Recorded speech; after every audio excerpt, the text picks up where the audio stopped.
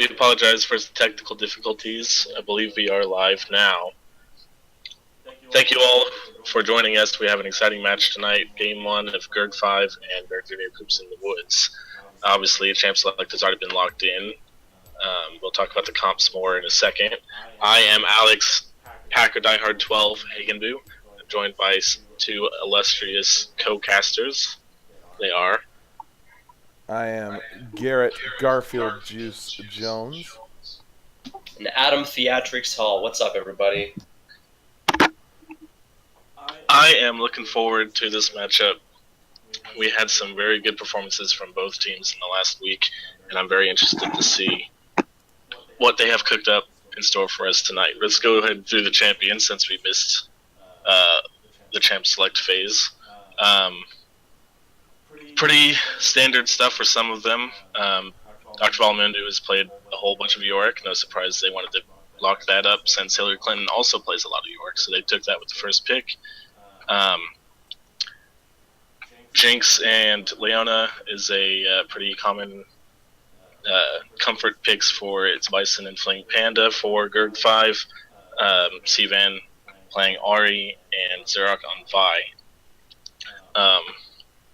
The other side, that random guy you know, Bear Jr., locking in Misfortune and Morgana to go against the Jinx Leona. Lee Sin for Juan Dick 3. I don't know, is that how he's supposed to say his name? I don't know. Jaundice, I believe. Okay, John Dis and Hirmar Zareth. I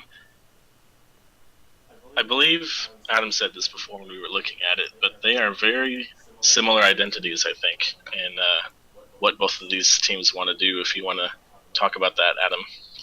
Yeah, I think the early game is really going to be dictated a lot by these junglers. You see similar gank paths and styles in the Vi and the Lee Sin. It's really going to be about who applies the pressure first and applies it better.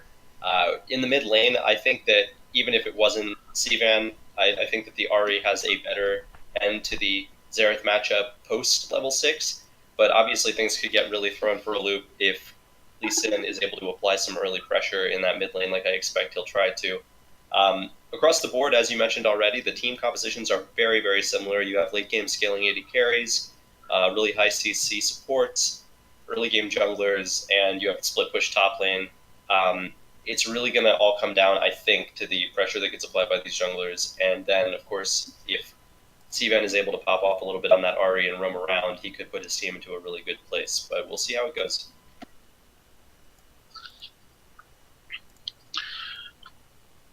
Yeah, I definitely agree. One thing I do like about the Ahri is that there's not a whole lot of mobility from anybody, well, kind of on either side, I guess. But Ahri able to take advantage of that probably a little bit better than Xerath. But they do have the Morgana spell shield, which will be essential for canceling out the charm from the Ahri if they can time that right to make sure Misfortune and Xerath, whoever doesn't get hit by the charm. That's going to be a big responsibility for Bear Jr. to get those carries protected. Definitely. And a bigger thing to think about, too, is that not so much for GERG 5's Vi, but that Lee Sin has a timer. You know, Lee Sin comes with an innate timer that if he doesn't get to pop off early, he will slowly become irrelevant as the game goes on. And the Vi, depending on the build, has an opportunity to not hit that point. So it'll be interesting to see, like I said, Jaundice being a pretty strong jungler. Some of us have seen some games from him recently. I think that he understands what he needs to do in this early game. We'll just have to see if he and his laners can coordinate that execution, especially considering he's filling in for Labyrinth 1898 tonight, and he may not have had as much experience with these guys as Labby would. Yeah. So as we are in the loading screen, what do we think? Do we have any predictions from you guys on what you think is going to happen in this game?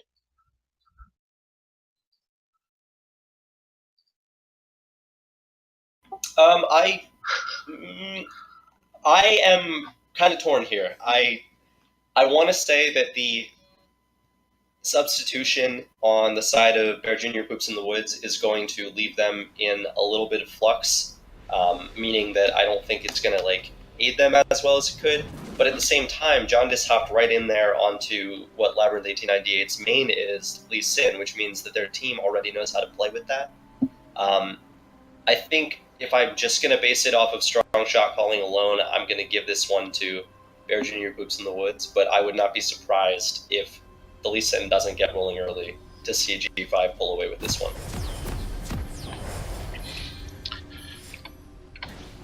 What about you, Garfield Juice? Do you have a prediction for us? Oh, never mind. He's not. Okay, sorry. Okay, I agree with you. I think Bear Jr. Poops in the Woods has the advantage, just based off of seeing performances in the past weeks. But I will say Gerg 5 has also, I think, improved a little bit from like the first week or two. So we'll see. I think this is going to come down to a really late game team fight. Honestly, I think it's going to be really close until the end, and then whoever can execute a team fight better late game could be the difference between winning and losing just off of that. Definitely, and I think that especially given the game that G5 had against GDA this past week, I would be surprised if their team prep did not include a lot of learning how to close out games earlier. They had a game going close to 55 minutes, 56 minutes, so I think that they are going to have a little bit better decision making when it comes to grabbing hold of a lead if they do obtain one and kind of pushing it to the end. Right, so I do see that we did have one invade.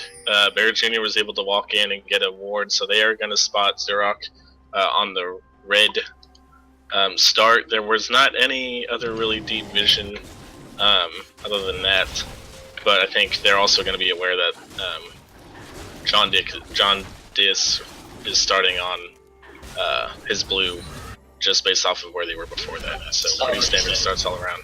Garrett, you're going to want to go into your OBS and shrink the window. Right now it's only picking up the top left corner.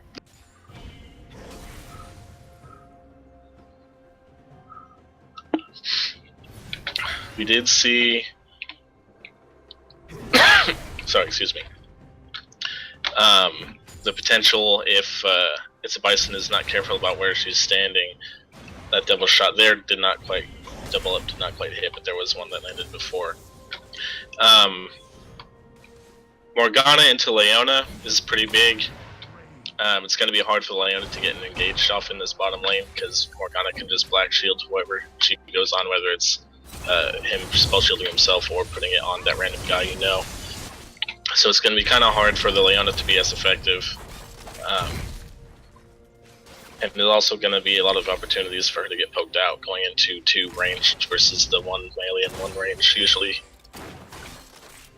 favors the range support quite a bit, so we'll see how they can deal with it. Yeah, another important thing that we're going to have to be looking at here is how these guys went ahead with their runes. Early skirmish possibly between the Vi and the Lee Sin, but it looks like Xerox isn't going to pull the trigger on this one. Oh, he gets spotted out.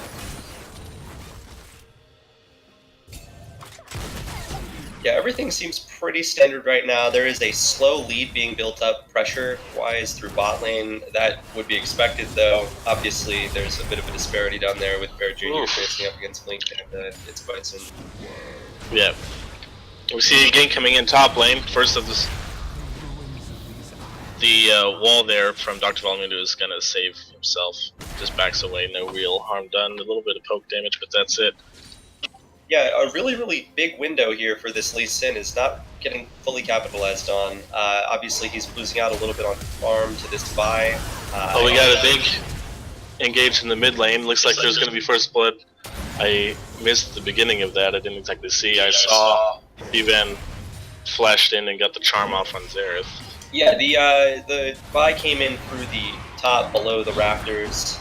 The red side Raptors and came over top after Cvan landed a really nice charm and laid the Ignite down. Pretty clean gank, pretty great assist by Cvan there. Nicely done. Again, like I was saying, the Vi is managing to maintain early farm and outpace the Lee Sin in gank pressure, which is definitely not good news for the Lee Sin. He needs to pick it up, and honestly, if I were him, I wouldn't even be farming right now. I would be aggressively ganking that Yorick lane, if that's the best available one, and trying to at least blow a summoner so that he has somewhere on the map that he can make something happen. Yeah, as you're saying this, we have a really big trade coming in top. Hilliard Clinton is going to go for the... Oh! Dr. Villamundo flashed in. Whoa! Big misplay by Hillary Clinton there. Flashing forward to get the auto, not thinking about the flash from Yorick, and then flashing straight into a wave of minions. Yeah, that was really heads up there by Villamundo. He had to kind of anticipate the flash and know it was coming, obviously, because if he was slightly off on his timing, he would have just been hit and killed. But I guess that was minion aggro that finished off Hillary Clinton after he flashed. I believe it was actually the ghouls that were also a part of that minion wave, but in the end, yeah, it was just the aggro that he had on him from those minions that were dealing the extra damage. It's a great lesson there in never holding your flash, guys. Like, if you don't want to wait until the damage is on you before you use it, so definitely nice play by Dr. Villamundo, and maybe just a little too jumpy on Hillary Clinton's part, trying to make something happen there for his team. Yeah. So we're going to see Xerox hanging around in the river, maybe. I don't know. Maybe he wanted to go for... Yeah, he did just get the Skull Crab. Okay. We have another fight coming into the top lane. A big chunk coming out of Yorick on the Hillary Clinton. He's going to keep chasing Grasp of the Undying procs, applying over and over. That's a huge chunk onto the Nasus. Since Hillary Clinton went ahead and used that flash aggressively there, Villamundo now knows that with the item advantage he has, he's going to be able to go aggressive on him all day. He can take advantage of this wave. I'm surprised he's not freezing the wave a little bit more here, but he's built up a pretty huge push, so maybe he's just going to he can draw the jungle pressure up top because he knows that he's in a position now where he might be able to even 2v1 and get out safely. Oh, he's going to go for another all-in here. Okay, he's just going to walk away because the Wither is slowing him down, but another big chunk. Nasus early being pressured in like this is going to be harder, take him longer for him to scale up. He's already down by 10 CS. We'll see how much he can catch up with on this wave.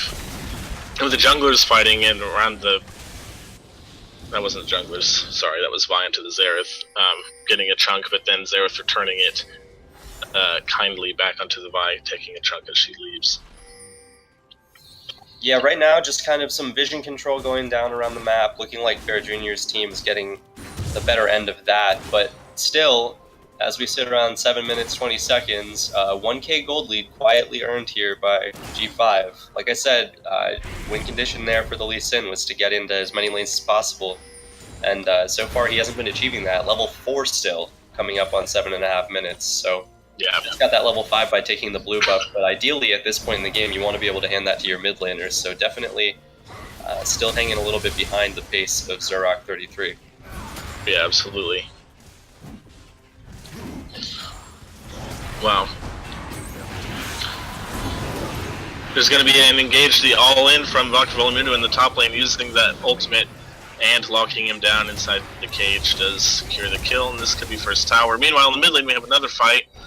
Big trade going on. Each Sivan and Hiromar walking away with about half health. Sivan is used the ult there, so that will be put on cooldown. Yeah, I'm becoming increasingly impressed by Dr. Villamundo and just his understanding of his champion's damage thresholds and exactly what he's able to deal and what he's able to take before he gets out. He does a lot of dive plays like that. You see in a lot of their VODs, and he's obviously very comfortable with any champion that can make those plays happen. Yeah. The buff being handed over to Sivan in mid lane, that's definitely going to allow him to apply a lot of pressure over to Hiromar. That is one thing I think that is going to be really hard for Hiromar to try to do. Xerath, one of the least mobile of all mid laners, it's going to be pretty easy, I think, for Sivan to be looking to catch him out and hit him, you know. Once he gets a couple items, it'll just take one charm hitting to wipe him out.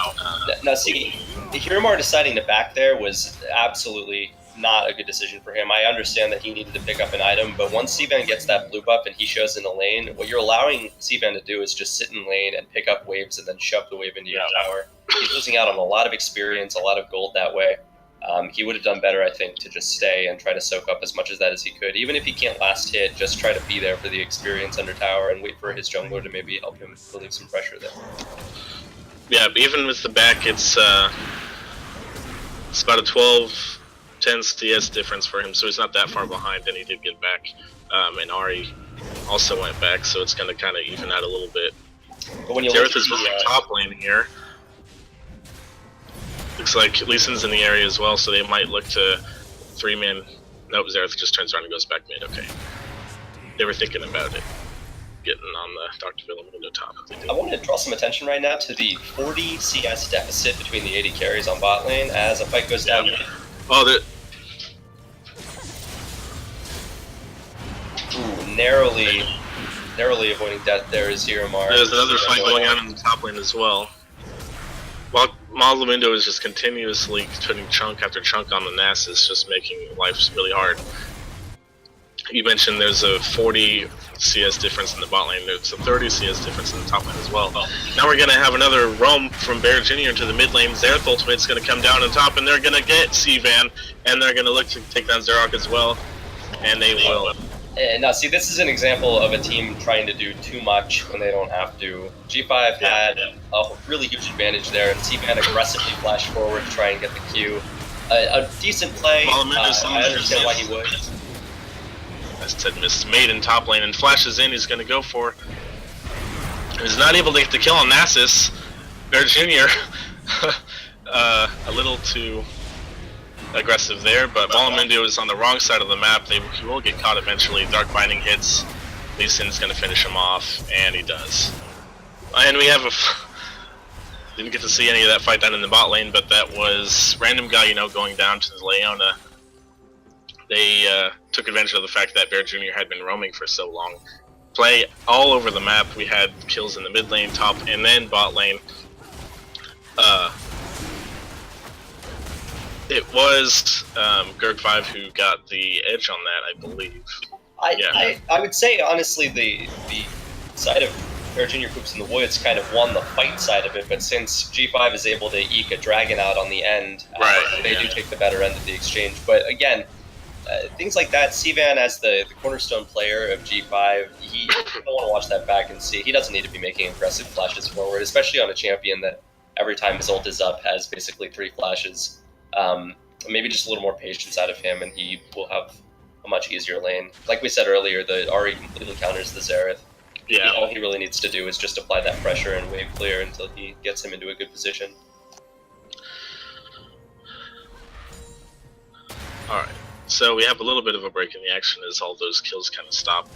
Lee Sin is down in the bot lane, possibly sniffing around for a gank, but he sees that Bison and Panda both went back. There was nothing there for him. Meanwhile, Villamendo constantly pushing Hillary Clinton under turret, and he does take it. First turret is Villamendo, I think, on the Seoric. Already taken the first turret, and he's just not going to stop applying the pressure. I don't think Hillary Clinton's ever going to be able to catch up. They do just go ahead and start a fight here. Hillary Clinton used the ultimate to survive. Still is taken down to less than half health. Villamendo is going to keep chasing him under the turret, and he does finally back off. Hillary Clinton is left down to less than a quarter of her health, though, and they disengage.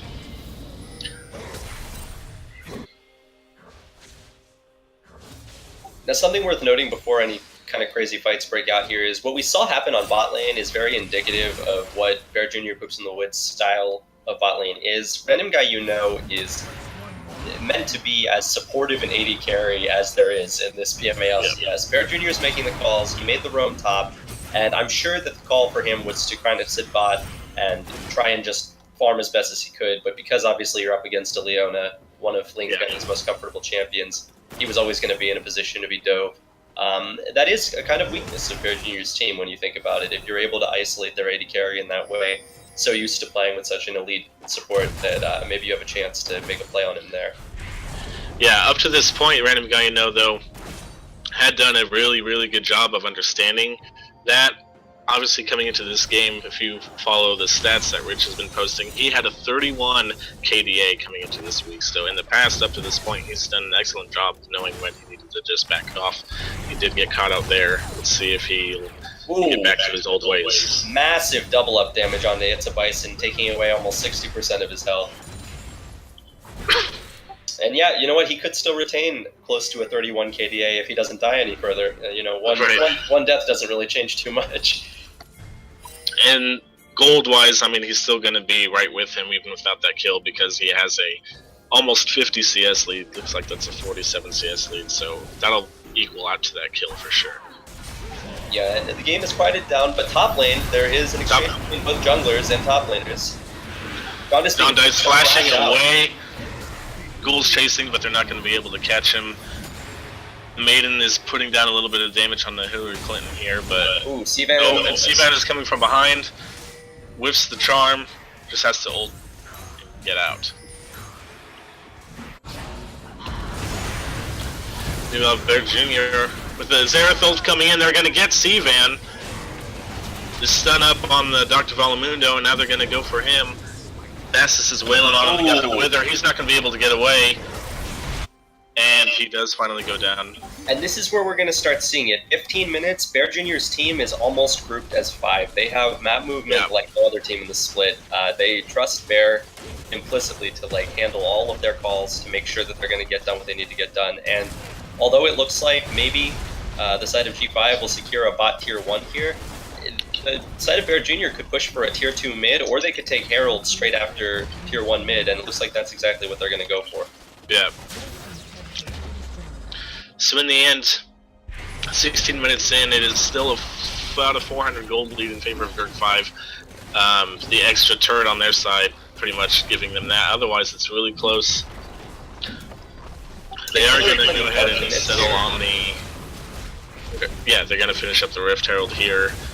See if, where they choose to use that later. Is it going to be... Yeah, Leeson is going to pick that up. And it looks like they might just reset now. Yes, they are resetting.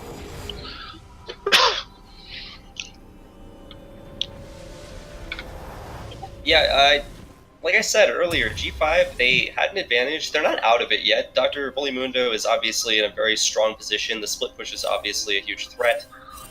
In this meta, it's going to be relevant no matter what. But Sivan, multiple times now, using his mobility to put himself into odd positions. Instead of using it creatively, he's kind of blowing it offensively, and it's not really working out in his favor. Needs to be a little more patient. Hold that ult for times that are a little better. Now, in this time, Hiromar picked up the blue buff that belonged to G5, but they traded it over, side's blue buff over to Sivan, so that all equaled out. We still have the top laners kind of going at it against each other in the top lane. Meanwhile, the rest of both teams are down grouped in the bottom river. The next drake is the wind drake that spawns in about 15 seconds. Both teams looking to get some vision down to possibly get control over the area. I don't think Bear Jr.'s team is afraid here. I think that they realize they have blood in the water. They know that they win these team fights now as long as they get random guy you know's ult down properly, and they definitely know how to do that. So I think that they are seeking... Now Valmundi was in big trouble. Bear Jr. is roamed up top. Xerath is not far behind. He's still staying there. He doesn't know. He didn't have enough vision down, but they are... Are they going to go for it or back off? Now they're going for it again, and... Wow, I feel like that was a missed opportunity. Valamundo did not know the Xerath was there for sure. He saw the Morgana, but... Xerath could have just walked up behind him, hit him with a point-blank stun, and then the three of them could have, with another Morgana binding, just CC'd him down to death and easily killed him. Wow, Jondice going ahead and getting that dragon away from the side of G5, and G5 could be in a bad spot here. Sivan flashes in to get the kill, and she doesn't get him before she's rooted. Oh, she does get him. And Gerg 5 are just kind of fleeing for their lives now. Let's see if the Misfortune activates the Ghost Blade. She's going to chase down Panda. Oh, he's still alive, and there he is. Hiramar's going to get him for the kill. And I think you guys on Sivan are slightly behind me. Oh, maybe. I think you're about 10 seconds behind me. Yeah. I am at 1904, 5. Yeah, that's where I'm at now, but I think the stream itself. I was a couple seconds behind. I just moved it up. Okay.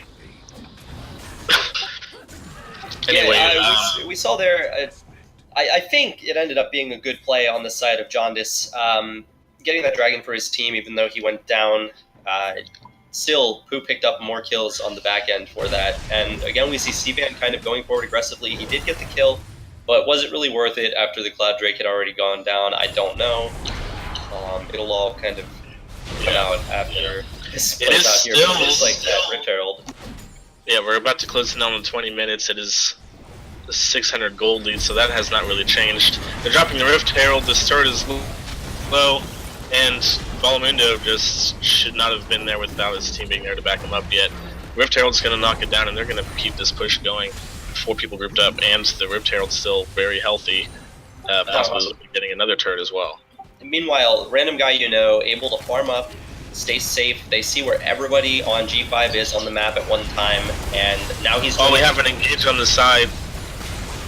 C-Van ults away, and they are able to disengage. Bird Jr. and John Dice taken very low, but everybody is going to walk away, and they did defend that turret, losing about a third of its health to the Rift Herald. Something really key to note, too, about Bear Jr.'s team and how they follow their cooldowns properly is that random guy stayed in mid lane farming up until legitimately 5 seconds before bullet time was up. Bullet time came up just as he came within range where he could have used it in that fight if they needed to. So that's the type of clean, decisive play calling that their team is making. He's saying, I will join the fight as soon as I have the ability to clear that fight up, and no earlier. I'm going to get every bit of gold I can on the map, and I'm going to stay out there until that time comes. So really, really nice, decisive play calling from Bear Jr.'s side. Constantly impressed with it. And as we see, Bear Jr.'s team has now jumped to a small gold lead, 200.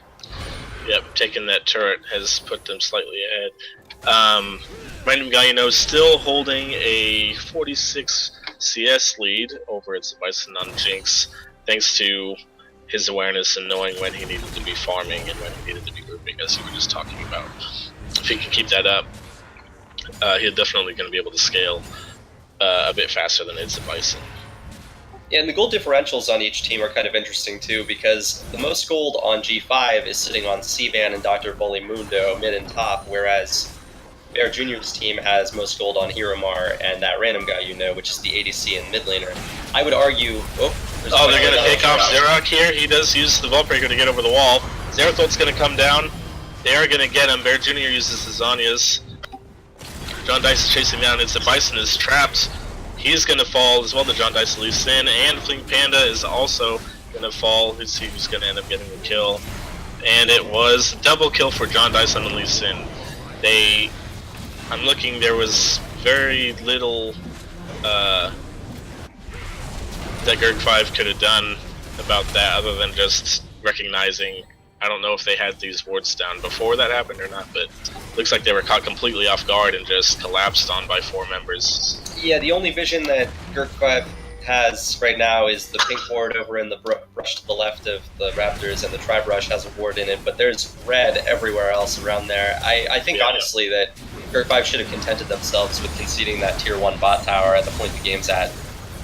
That would have been a safer bet for them, especially after Xerath got caught taking those prugs. But now we see the base race, essentially, and it looks like Bear Jr.'s team is going to go ahead and try to recall. I would be calling the stop the ports if I were Gerg 5 right now. It looks like they might be able to get this inhibitor. Really smart play out of Gerg 5. Yep, the Maiden there being summoned by Mundo. Oh, and Lee Sin goes in. Valamundo tried to trap him in the cage. Maybe he should have kept going. Let's see if he can get caught. He does have to flash to hit the blast cone and get away. I don't know if he flashed there. That was careful of him for sure, but... Uh-oh, Bear Jr. got caught. Let's see if there's going to be enough damage here. Wait. He uses the ultimate, and the Xerath ult comes out as well. But he's not... Oh, he was using it somewhere else. Yeah, I'm still watching what's going on there in the jungle. Go ahead and picking up Xerath 33 on the back end of that, and Dr. Volimundo may be overstaying here. He's now in enemy territory just to try and get a support, and that's going to end poorly for him. Yeah, so some split play calling happening here in G5, a little bit of solo queue mentality going in, seeing the opportunity to kill and not recognizing whether or not it's actually going to benefit your team in the long run. Bear Jr.'s team slowly building this small gold lead, but as the game gets later and later, that gold lead is going to become more and more relevant. And here we go, we see them turn onto a Baron. Yeah, they take...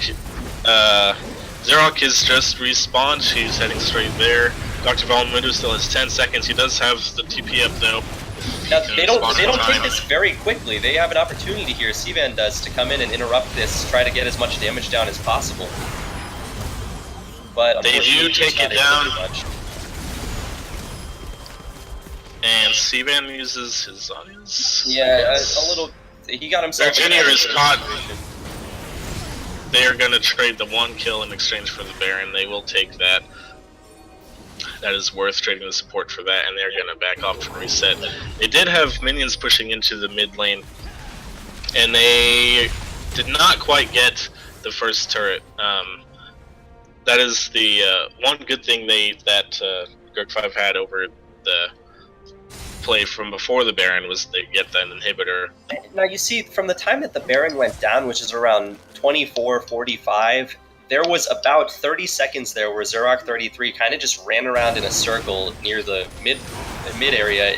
They should have immediately turned and gone for this Ocean Drake. I'm not sure why it took them so long to decide to do that. They knew that Bear Jr.'s team had to back after the Baron take. They're going to get it anyway, but in most circumstances, you don't want to leave the opposing team that much time. Right.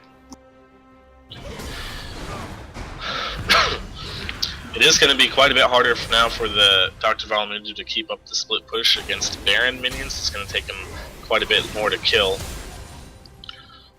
Saw Zerok there, I think, was looking to maybe get the ultimate down onto Hiramar, but he did get stunned in mid-Vault Breaker, so that slowed that down. Let's see what... they are still at his... I mean, with the mid inhibitor down, it's going to be not as easy for them to push, even though they do have the Baron. Let's see if... No, they're not worried about pushing right now, other than Random Guy, is in the bot lane. I think Gurk 5 should be looking at this saying, hey, with Random Guy down in the bot, they should be maybe looking to engage the 5v4 here. Possibly, but they still want to respect the Baron buff on the side of Baron Jr., but there is a catch. They're going to see that. She does get the charm down on the Lee Sin, and he does get out just in time, but Vi follows Hiramar down, and... Wow. Yeah, really weird there. Vi going down was the first kill. Jinx killing Nasus. Really bizarre. 4 now. The Vital going down onto the Xerath when the Lee Sin was almost dead. I can't tell if that was an intentional play. Maybe they thought that the Valamundo is going to go for Lee Sin, and he's not going to be able to do it. Almost getting the turret as well, but not quite. A clean ace on the side, or not completely clean ace, but an ace on the side of Bear Jr.'s team, and almost entirely because G5 just decided to focus incorrectly in that last fight. There was focus all over the place, and they gave Random Guy time to get there. As you said, maybe if they wanted that engaged that badly, they should have fought as soon as they saw Random Guy bot, but they waited until he recalled before anything happened, and by then it was too late. The home guard boots now coming out of the base whenever anybody recalls. You know that you really only have about 8 seconds from the time that they get back. So, yeah, a little bit of a bad bet that G5 hedged there, and now we're sitting at a 4K gold deficit just about in the favor of Bear Jr. Yeah, that fight. Bear Jr. is going to take... Yeah, they take down the mid turret. Baron is now gone, but they still are able to push that down thanks to already having the lane pushed. Still sitting 5v5 in the mid lane. And now obviously very good at sieging, so now that Haley goes off to the side to split, they can still keep the siege up in the mid lane with the poke coming out from Hiramar. Right, and you look at the side of G5, you realize they don't really have much by way of wave clear, not nearly the same way that a Morgana and Xerath does. The REQ can do a little bit, the Jinx rockets can do a little bit, but Xerath can clear a wave in 2 shots, so they're not ever going to have strength in the siege. And we look once again at how I said that the Lee Sin falls off eventually. The problem is that eventually is post 30 minutes, and when they already arrest this much control over the map and it's only 29, that doesn't really become as relevant. Yeah, absolutely. I mean, truthfully, Lee Sin doesn't even really fall off until tanks start getting tanky, and no one on the side of G5 has any true armor or tank stats. Oh, it's a wild General Dill, guys. Joining the cast with us now is Dylan, General Dill Ortenzi. Welcome, Dylan. I've been here silent for about 5 minutes, so no worries. Oh, okay. Well, no need anymore. Go ahead, be vocal. Join us. Yeah, I as was long kind of as surprised talking about the tanking as Dr. Valamundo goes for a second item. Sterix, typically they usually go straight for a ZZ rod, I think, second, which gives them the armor and extra splitting potential. I think that's kind of an interesting purchase. I don't know if I would have done Sterix second, but... Yeah, Dr. Valamundo needs to take a page out of our own Garfield Juice's book right now, and he needs to use the fact that he is probably the most fed member in terms of itemization on his team and start splitting as hard as possible. He needs to draw 2 or 3 members to him if he wants to give his team any chance to relieve some of the pressure off of these inhibitor turrets that Bear Jr. is threatening on right now. I thought Bear Jr.'s team is looking for a catch in the side jungle.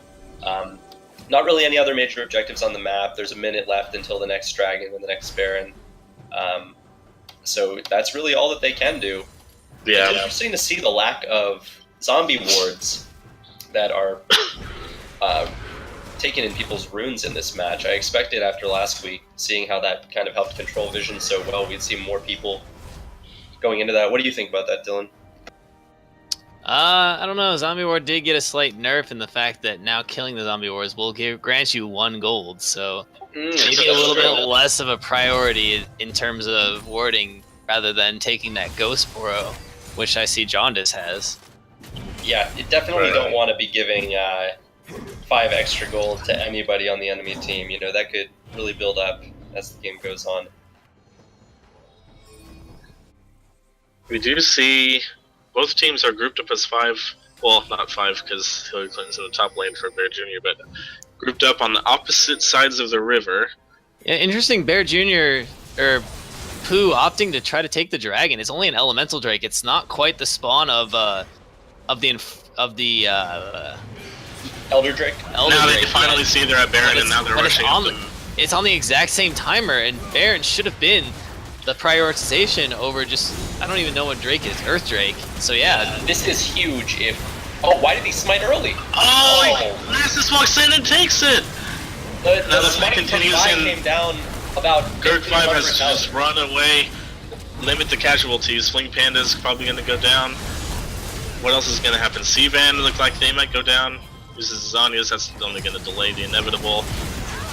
Flashes to try to get the kill back and doesn't get it, but the Jinx is able to get it as he runs out, and bullet time is going to finish off Jinx. That was a disaster for Gurk 5. Yeah, they saw the opportunity to take the Baron, they couldn't do it fast enough. Smith Smite by Zerok 33, Hillary Clinton just walks in and pimp canes the Baron down, and then they lose 4 members. That might be able to be the game.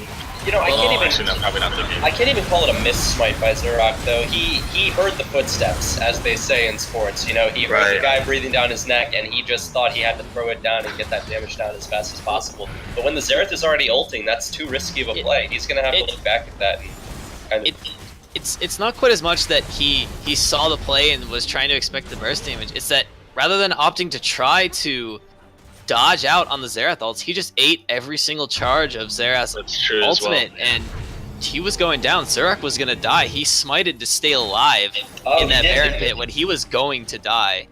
Rather than he should have just been dodging out the damage and waiting for his team to finish off the Baron. Yeah, you're 100% right there. I didn't even realize that he was just trying to get the health off there. Yeah, very interesting. And obviously, when the Baron fights are happening, things get hectic, especially if you have a long-range character like Xerath that is throwing down extra damage. But like Dylan mentioned, all you got to really do is prioritize dodging in that moment and then lay down the final execute damage onto it. But even in that moment, as things were going with the Nasus ulting over top as strong as he's become, I question whether or not even getting the Baron wouldn't have resulted in close to an ace for the side of Bear Jr. Although it would have been good for them not to have gotten that buff. So, you know, right now G5 really playing off the back foot. We're finally seeing a 10k gold deficit in the side of Bear Jr. They have full control over this map now. They are going to take down the Mountain Drake. That's going to help them push down the few remaining towers and inhibitors that can stand between them and finishing off the game. Yeah, right now, Right now they all Guy- group down towards the bot side. That tower is really low, so maybe they're thinking it'll be a pretty easy push with the Baron to get up there and siege. Yeah, I think if Dr. Volamundo is trying to commit to this split, he needs to be pushing as hard as possible up in top lane, and I don't know if he's going to be quick enough. The waves just aren't in their favor. There's super minions coming down top. That's really not the right place for him to be pushing. He should probably try to sneak that inhibitor in mid lane if he wants to be of any help to his team right now. Yeah, that would at least probably draw one of the 5 away. Maybe Hillary Clinton would be forced to go back. Oh, Sivan is forced to use the early Zanyas, and the Lee Sin kick is going to help her get away. She has to use their ult to finish dodging the Xerath ult, and it's not going to be enough. Haramar does snipe her. Fight continues. Volmundo does take a turn in the top lane, but it doesn't matter when his own base is getting torn to pieces. There's one turret going down. Well, John Dice goes in on Bison, doesn't kill him, he's going to have to flash out, but it's not going to matter. The Nexus is going to fall, and Bear Jr. poops in the woods is going to take away game 1. And we do see Random Guy only dropping 1 death that game, like he has kind of made a habit of throughout most of these games. Like we talked about before the game, Bear Jr.'s team just played to their win condition, and even though the early game wasn't going well for them, they were able to capitalize on some greedy plays on the side of Gurk 5 and get themselves into a position where Morgana could freely roam and help out the lanes that were struggling a little bit, and they ended up getting that W. Yeah, I'm even going to say, it wasn't necessarily, doing the right setup in the early game, because you mentioned Lee Sin was really not doing that much at all in the early game. He was pretty ineffective, and Dr. Vulamundo was able to get off to a big lead in the split push battle against the Nasus. Got the first turret. He was constantly putting pressure in the top lane, but what I think came down to just shot calling, knowing where to be, how to set up. The vision control was heavily in favor of Bear Jr. Pretty much as soon as they got, past 15 minutes or so, they just completely controlled the vision, got picks, and they just knew what to do to close out the game. First 15, 20 minutes or so, that was pretty back and forth for each side.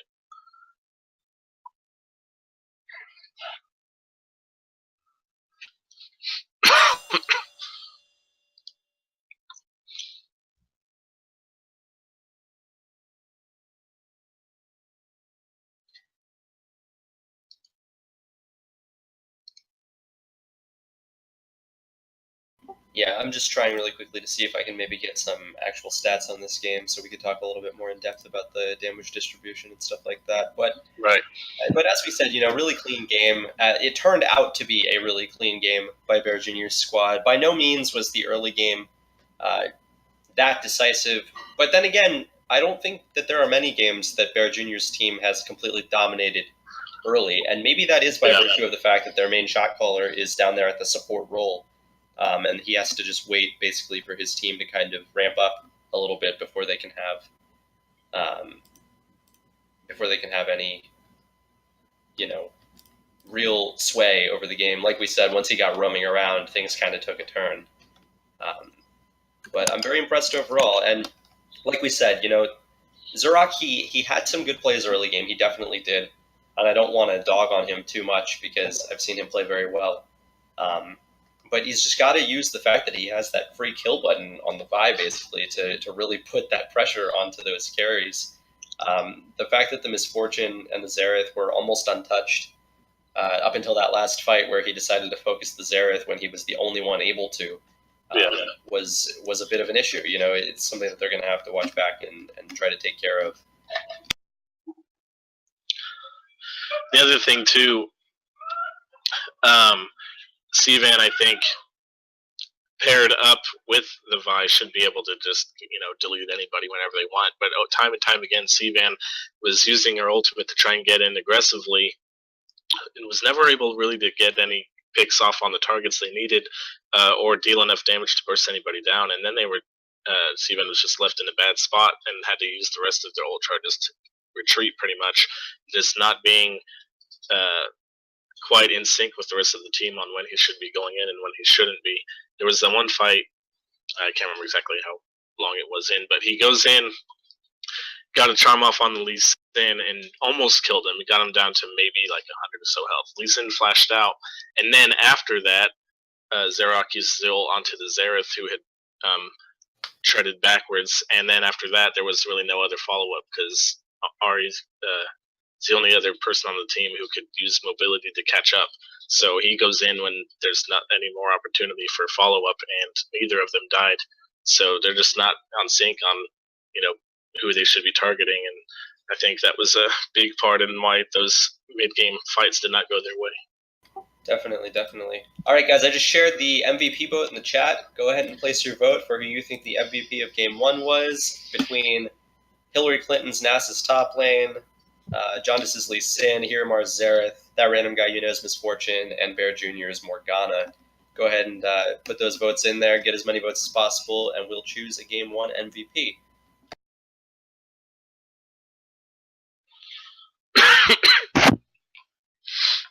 What do you guys think deserved MVP of that game, personally? Right, that's what I was just thinking about. I think I would probably give it to. It's kind of hard. I think I would give it to Hiramar. I don't think Hillary Clinton or John Dice really did enough to earn the vote. Random guy, again, had a great KDA. Was great at farming. Had a couple good bullet time uses. So there was potential for that pick as well. And also Bear Jr. Had some good bindings, had some good ultimates. Some bindings might have gone amiss here or there. But I think the Zareth ultimates were so on point for pretty much the entire game. Anytime he used it, he was pretty much always getting a kill. And obviously, in that Baron contest, using it to basically kill the Vi, and then Miss Smite gave them the Baron, and just constantly roaming around using the long range ult to help out. Skill shots were on point throughout the whole game. I think you could give it to Hiramar or Bear Jr., but I would lead probably towards Hiramar. Yeah, I was going to say I totally understand the Hiramar vote. He definitely did a lot of work on that Zareth, but just knowing what happens within that team in terms of their communication and just watching the roams made by Bear Jr., there really is no other support playing like Bear Jr. is right now. And that makes sense because of his rank, but it's easy to just say that and to not talk about it. He really is playing support in one of the most fluid styles possible, roaming all over the place, helping his team the way that a jungler would, basically. Leaving his ADC, giving his ADC confidence to be left alone like that. Understanding that if he applies pressure to other areas of the map, then he's going to give that random guy positions where, like we talked about toward that mid game, he was able to sit there in mid and farm and just get himself even more gold. Really not putting too much pressure on him ever to do anything more than he has to, and then allowing him to build up such nice KDAs as a result. That guy is just like lights out every game. So that would be my pick. But it does look like right now Hiramar has climbed to a very big lead, 8 votes. Looks like he's going to end up being our Game 1 MVP. Looks like the youngsters won that one. So go ahead and, youngsters in the chat, whoever you are, go ahead and spam that. Love you, dudes. And it looks like we're in lobby. We're getting ready for this Game 2. I'm not in lobby. Well, we'll have to invite you then. So we're probably going to end up having to cut the stream so that we can save the VOD, but then we will be right back up with this next draft. Don't go anywhere.